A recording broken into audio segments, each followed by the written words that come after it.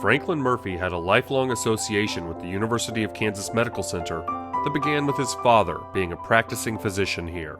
But as a boy growing up, my father would come over here to make rounds. He had patients in what was then called the Bell Memorial Hospital. And it was then that I got to know, as I was growing up, knew better all the time, some of the major figures. Harry Wall, who was for many years the dean, professor of pathology, Tom Orr, who was professor of surgery, Ralph Major of medicine, Earl Paget in plastic surgery, Frank Neff in pediatrics. I knew them all, and as a boy. Franklin Murphy was a 32-year-old cardiologist and brand new to the faculty here in 1948 when Chancellor Malott arranged for he and some of his peers to create a report about what the medical center needed as it moved forward. In about a week, he called me and he said, "I accept it without reservation, and I want you to be the dean." And I said, "No way. I'm only 32 years old. All of the faculty are people that I knew as a little boy growing up, or Major, the rest of them. They're not going to accept that. And furthermore, I don't want to get out of the practice of medicine. I spent much of my life training for it." Franklin Murphy's son, the third Franklin Murphy, and also a doctor, recalls what it was about his father that made him an excellent leader.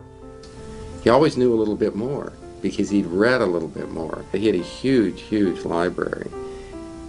When he was 16, my grandfather did not drive.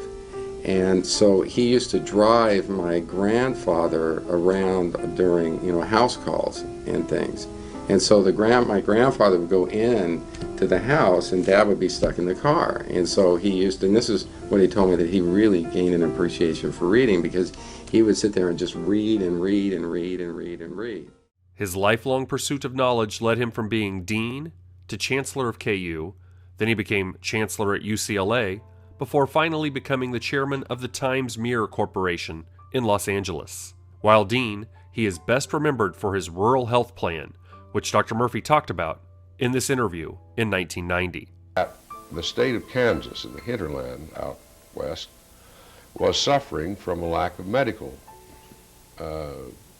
services and medical manpower. This was right after the war. There had been a lot of dislocation.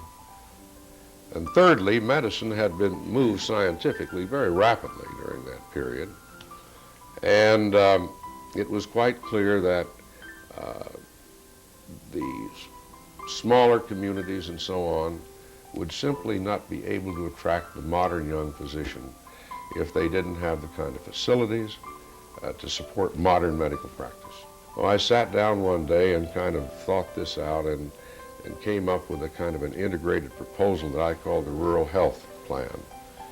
And that had to do with enlarging this place, increasing the medical facilities, more modern and larger. It meant cooperating with the Hill-Burton people to see that small hospitals got put in proper places around the state. Involved the Kansas Medical Society, who sensed that they had an obligation to do something about medical care in the state. So the whole issue was to integrate all of these forces behind this program. And the fact is that by some miracle we were able to do it. Dr. Murphy's miracle led to new buildings and renovations on campus, continuing education for physicians around the state, and the rural preceptorship, which remains a vibrant part of the curriculum over 60 years later.